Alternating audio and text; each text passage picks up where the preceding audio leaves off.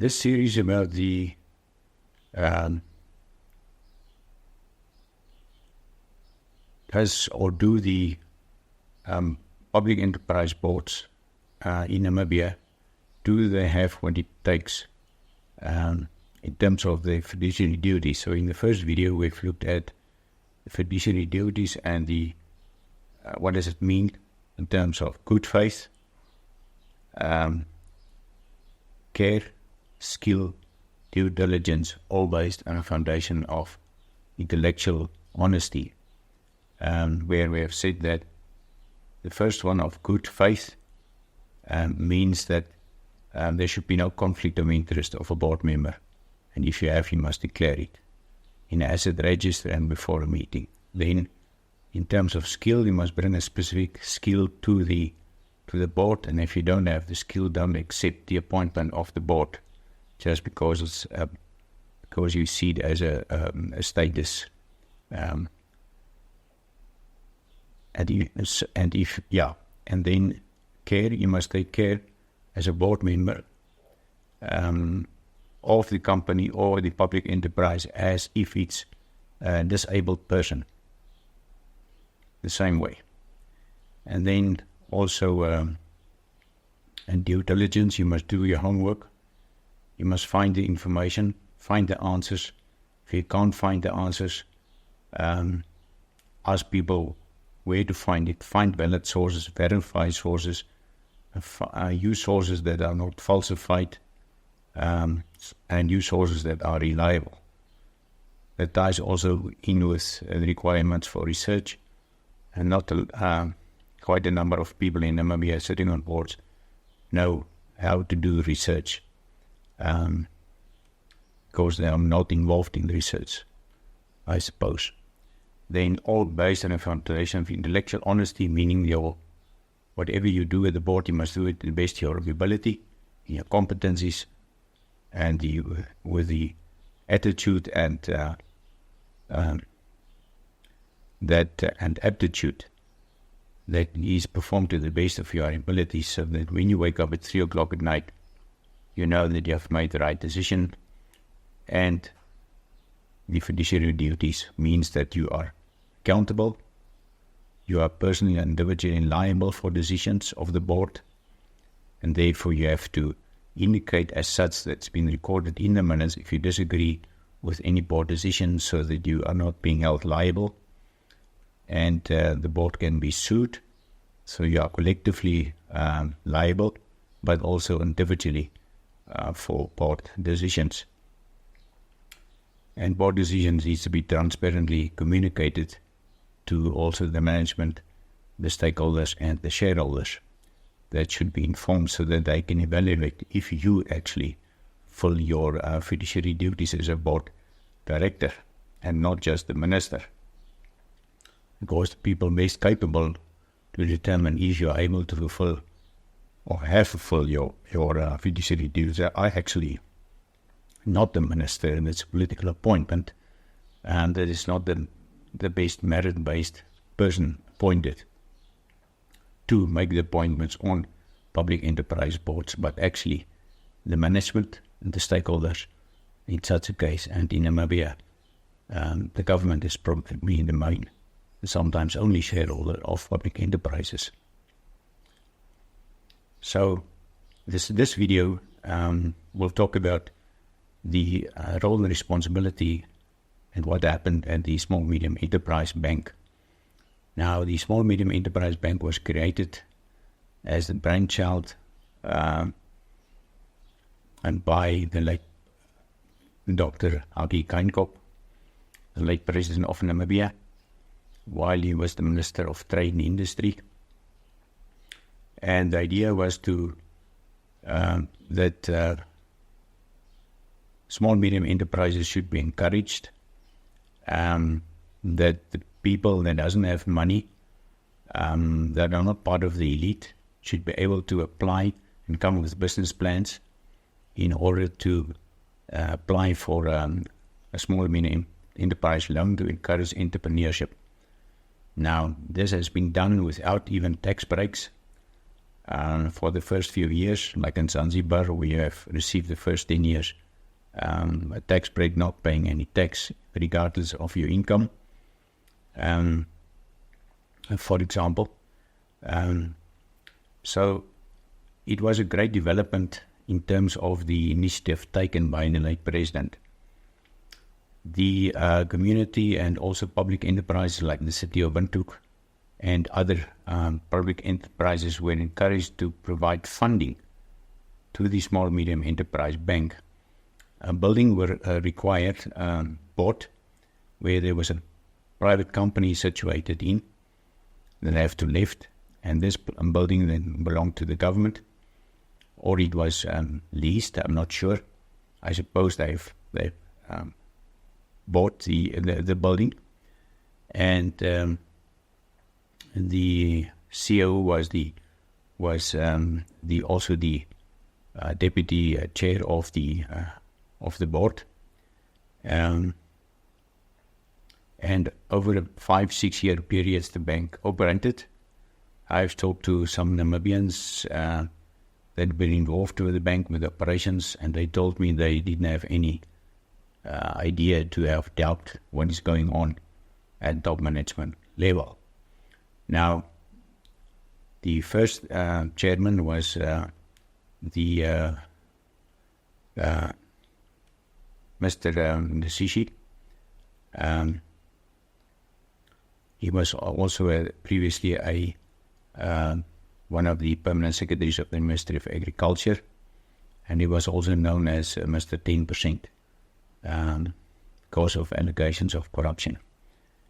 And that was quite popular in the different newspapers.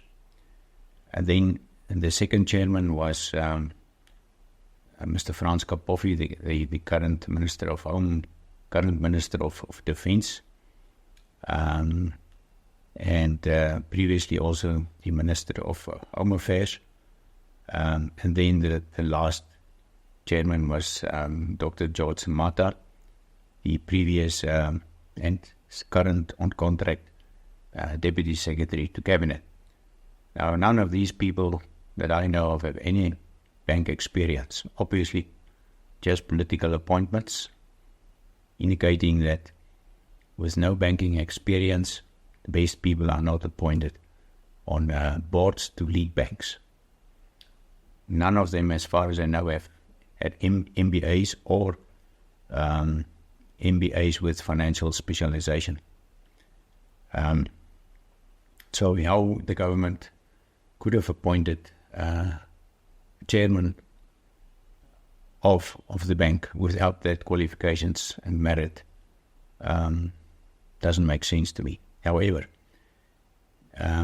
over the whole period of 5 or 6 years, until the bank collapsed, I think it was 2015 when it collapsed, could have been earlier. The whole time the bank was supposed to provide also transaction details of the outflow of money, transfer of money to the Bank of Namibia. The Bank of Namibia received that information. The Financial Intelligence Center also received the information, and nothing happened. So one would question the role of the Financial Intelligence Center in this regard, that have access to all money coming in and out of the country, as well as the bank, the Central Bank of Namibia, that's supposed to regulate banks. None of these institutions have raised a red flag until it was too late, and the deputy chairman involved left Namibia after the transfer of funds to South Africa and Zimbabwe.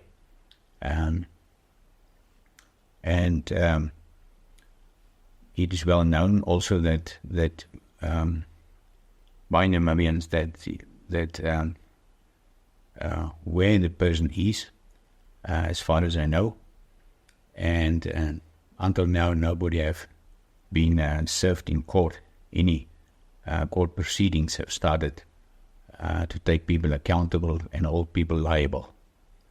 Now, the two of the chairmen that I, as far as I know, have gained loans from the Small Medium Enterprise Bank. how these people qualified for buying cars and farms is none of my concern, but I don't know how that is possible if the whole idea of the bank was to provide money to people to start small businesses that then doesn't have access to banking. And it's, for me, it's an illustration that the Small Medium Enterprise Bank was set up not actually for the people of the country to start businesses, but actually for a small minority of black elite that have political connections to share in the benefits of that without paying back the loans. I'm also aware of some people in the Small Medium Enterprise Bank that is going to blow the whistle very soon, and that have received death threats as a result of that. So we lost a few hundred millions, and also public money were then donated to that. Public money were also used as seed money for the bank, and it's very obvious that the Small Medium Enterprise Bank is probably the best example that the public-private enterprises in Namibia doesn't have what it takes to run a bank. Definitely not what it takes to run a public-private enterprise, and less even to run a bank. If you look at the qualifications of just the three chairmen of the board that until now have been sued civilly, but no official litigation from the state side have started. Although the trace of money is there, it hasn't disappeared, it's still there. And the question is why nothing has been done is a great concern that needs to be addressed. Now, while we are at banks, I just want to focus that I see sometimes on boards of private banks that even judges are represented on such boards, and I won't mention names. And I can't see how a judge can be independent and sit on the board of a bank in Namibia. And then if such a case arises, will he then excuse himself from conflict of interest? I don't think judges should be allowed to sit on a bank. Then in terms of the Trustco company, and we have talked about the Small and Medium Enterprise Bank, while the late President Abby Kleinkop was the Minister of Trade and Industry, he served also as a board member on the Trustco company. Now, how a politician can serve as a board member on a private company's board while he is actually involved in politics and can also favor a specific company is also unknown to me. One should not create that type of perceptions of possible conflict of interest if you are concerned about your reputation. So this concludes then this short video about the SME Bank, about some judges sitting on the boards of some banks without mentioning names. I have names if you are interested in that. And then also the late President Agi Kleinkop, while Minister of Trade and Industry, that have been a board member of Trustco. And that is for me a potential conflict of interest that should be prevented. Thank you very much. The next video we will deal with more other forms of public enterprises and their boards.